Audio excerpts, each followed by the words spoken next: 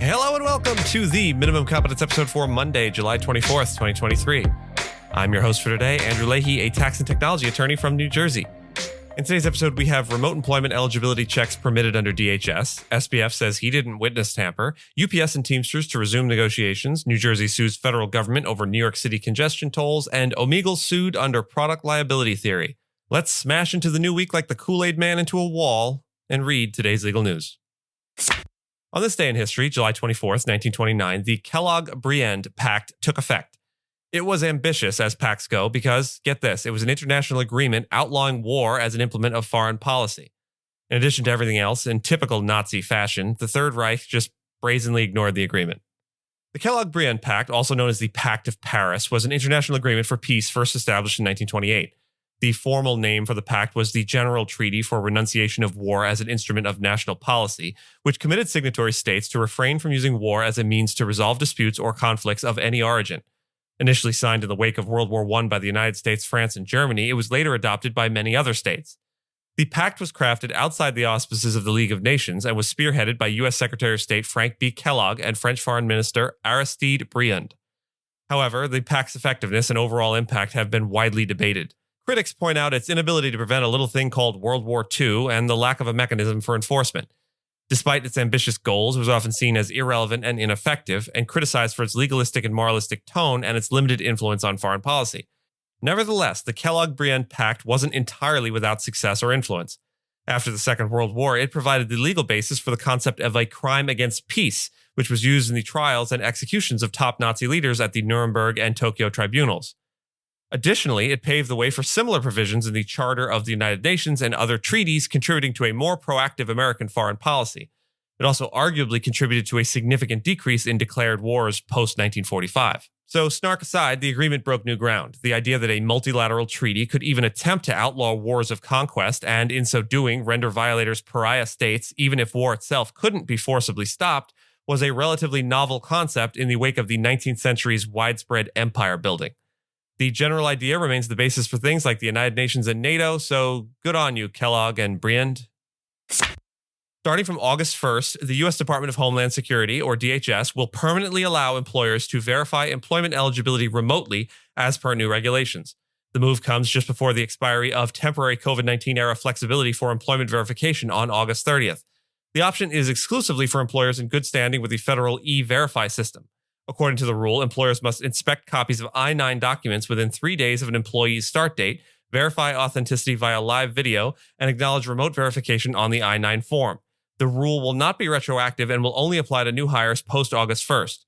In conjunction, the U.S. Citizenship and Immigration Services will release an updated Form I-9 for use from August 1st, designed for compatibility with mobile devices. Representatives from the Society for Human Resource Management and the U.S. Chamber of Commerce have hailed this decision as beneficial for the modern workforce and a facilitator for efficient onboarding.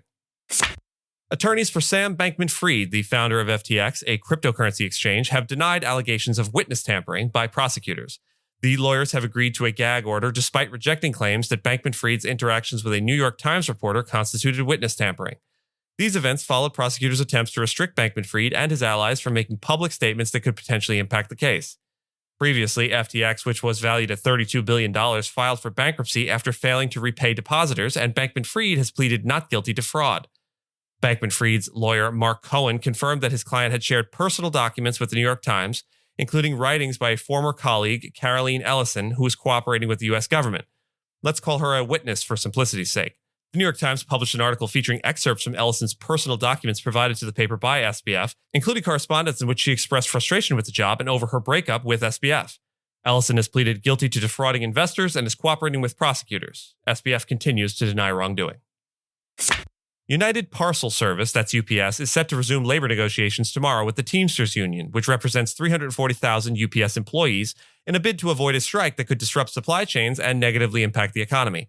Since April, discussions have been ongoing concerning a contract for UPS's U.S. drivers, package handlers, and loaders, as their current 5-year agreement is set to expire on July 31st. UPS stressed the urgency of reaching a fair deal that ensures certainty for customers, employees, and businesses nationwide. The Teamsters Union is pushing for a 5-year contract that enhances pay and full-time jobs and strengthens protections for workers.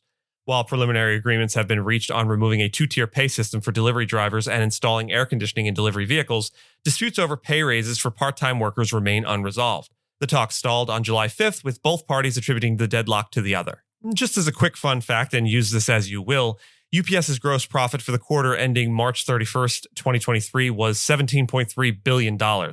Its gross profit for the 12 months ending March 31st was $73 billion. New Jersey is suing the Biden administration in an attempt to halt New York City's plan to impose tolls on vehicles in Manhattan. The plan, intended to reduce congestion and fund mass transit, could see a daily toll of up to $23 charged on vehicles in central Manhattan as early as next year. New Jersey claims in its lawsuit that the Federal Highway Administration's environmental review of the plan was insufficient and overlooked the financial and environmental burdens imposed on New Jersey residents. The state is concerned that the tolls would lead drivers to reroute through New Jersey to avoid the charges, causing environmental, financial, and human impacts. It also points out that New Jersey would not receive money from New Yorkers entering its state. New York City, which holds the record for the most congested traffic in the U.S., estimated in 2022 that the charge would reduce traffic, improve air quality, increase transit use, and generate between $1 billion and $1.5 billion annually, supporting $15 billion in debt financing for mass transit improvement. This last story references, albeit briefly and somewhat indirectly, crimes against children. If that isn't something you can hear today, we totally get it, and we'll see you back here tomorrow, and hope you have a great day. Omegle.com LLC is aiming for a pretrial victory in a lawsuit that accuses the anonymous video chatting platform of enabling a predator in Canada to exploit a minor he encountered on the site. In a motion for summary judgment, Omegle had argued that it did not knowingly assist in the abuse, and parts of the suit are time-barred by a statute of limitations. The lawsuit, lodged in 2021, alleges that Omegle is defectively designed due to its failure to prevent child access and ban identified predatory users, thereby indirectly engaging in trafficking. Omegle contends that as the plaintiff resides in Michigan, local product liability law, which has a 3-year statute of limitations, should apply. It further argues that the sex trafficking claims are inapplicable due to the lack of proof that Omegle was directly involved in a commercial trafficking venture. This follows Omegle's unsuccessful attempt to dismiss the lawsuit under Section 230 of the Communications Decency Act. And if you're at all interested in Section 230, we have a maximum minimum competence episode on just that, and we'll have a link to it in the show notes. The plaintiff's legal strategy is novel, as it has involved framing the case around a product liability to bypass the legislation's protective measures. In other words, they're aiming to treat the site itself as a faulty product, like a toaster that doesn't function properly. If that toaster also enabled child predators to contact victims, and the toaster manufacturer knew about it and didn't do anything to curtail that use. And with that, I thank you so much for listening to Minimum Competence, your daily news podcast for lawyers. If you're looking for more than Minimum Competence, links to further reading on all the topics touched on today are in the show notes. If you have any questions or story suggestions, you can find us on Mastodon on the esq.social instance. I'm at Andrew, and my co-host Gina is at Gina. The views, thoughts, and opinions expressed in this podcast are those of the host and do not represent those of any organization we may be affiliated with. Nothing here should be construed as legal advice because it is not legal advice. Reviews go a long way towards helping new listeners to find our show. If you have a moment and can leave a rating or review on your podcast player, we'd appreciate it.